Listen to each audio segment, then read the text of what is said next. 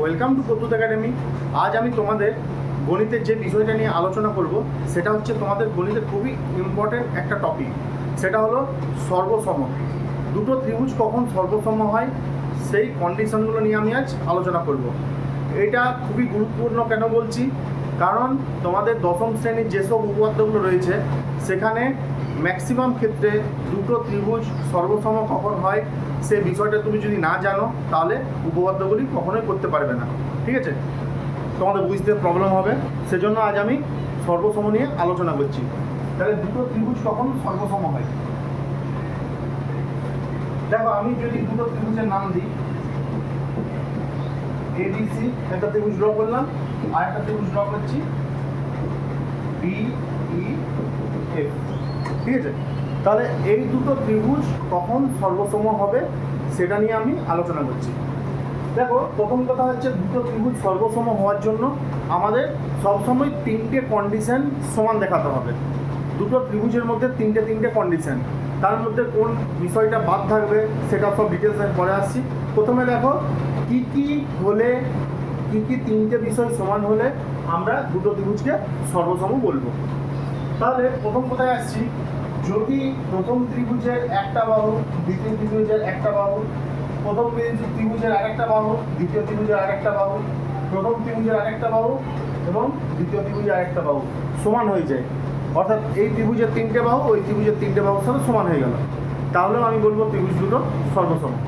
ঠিক আছে, তাহলে প্রথম ত্রিভুজের তিনটে বাহু অপর ত্রিভুজের তিনটে বাহুর সাথে যদি সমান হয়ে যায় তাহলে আমি বলবো ত্রিভুজ দুটো সর্বসম।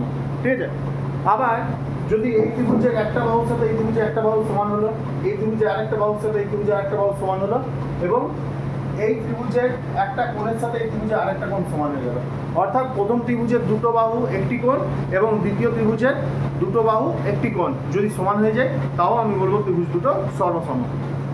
আবার এই ত্রিভুজের একটা বাহু এই ত্রিভুজের একটা বাহুর সাথে সমান হলো, এই ত্রিভুজের একটা কোণের সাথে এই ত্রিভুজের একটা কোণ সমান হয়ে গেল, এবং এই ত্রিভুজে আরেকটা কোণের সাথে এই ত্রিভুজে আরেকটা কোণ সমান হয়ে গেল, অর্থাৎ প্রথম ত্রিভুজের একটা কোণ দুটো বাহু প্রথম ত্রিভুজের একটা বাহু দুটো কোণ এবং দ্বিতীয় ত্রিভুজের একটা বাহু দুটো কোণ যদি সমান হয়ে যায় তাও আমি বলবো ত্রিভুজ দুটো সর্বসম। লিখবো কিভাবে, ত্রিভুজ ABC এমনি একটা সমান চিহ্ন দিবে, উপরটা একটা সাপের মতো এমনি বেজিয়ে দেবে, এটা হচ্ছে সর্বসম চিহ্ন।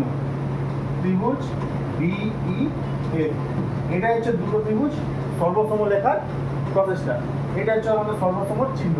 ঠিক আছে, এবং দেখো কখন তিনটে কন্ডিশন সমান হলে সর্বসম হবে না, সেটা হচ্ছে যদি প্রথম ত্রিভুজের তিনটে কোণ পরস্পর, দেখো এই ত্রিভুজে এই কোণটার সাথে এই ত্রিভুজে এই কোণটা সমান, এই ত্রিভুজে এই কোণটার সাথে এই ত্রিভুজে এই কোণটা সমান, এই ত্রিভুজে এই কোণটার সাথে এই ত্রিভুজে এই কোণটা সমান, যদি প্রথম ত্রিভুজের তিনটে কোণ এবং দ্বিতীয় ত্রিভুজের তিনটে কোণ পরস্পর সমান হয়ে যায় সেই ক্ষেত্রে কিন্তু আমরা কখনোই বলবো না ত্রিভুজ দুটো সর্বসম, তখন হবে ত্রিভুজ দুটো সদৃশ্য কোণী।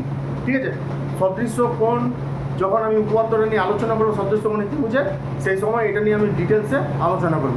তাহলে তোমরা জেনে রাখো দুটো ত্রিভুজ সর্বসম হওয়ার শর্ত হচ্ছে প্রথম ত্রিভুজের তিনটে বাহুর সাথে দ্বিতীয় ত্রিভুজের তিনটে বাহু যদি সমান হয় তাও আমি সর্বসম বলবো, প্রথম ত্রিভুজের একটা কোণ দুটো বাহু দ্বিতীয় ত্রিভুজের একটা কোণ দুটো বাহু যদি সমান হয়ে যায় তাও সর্বসম বলবো, প্রথম ত্রিভুজের দুটো কোণ একটা বাহু এবং দ্বিতীয় ত্রিভুজের দুটো কোণ একটা বাহু যদি পরস্পর সমান হয়ে যায় তাও আমরা ত্রিভুজ দুটো সর্বসম বলবো।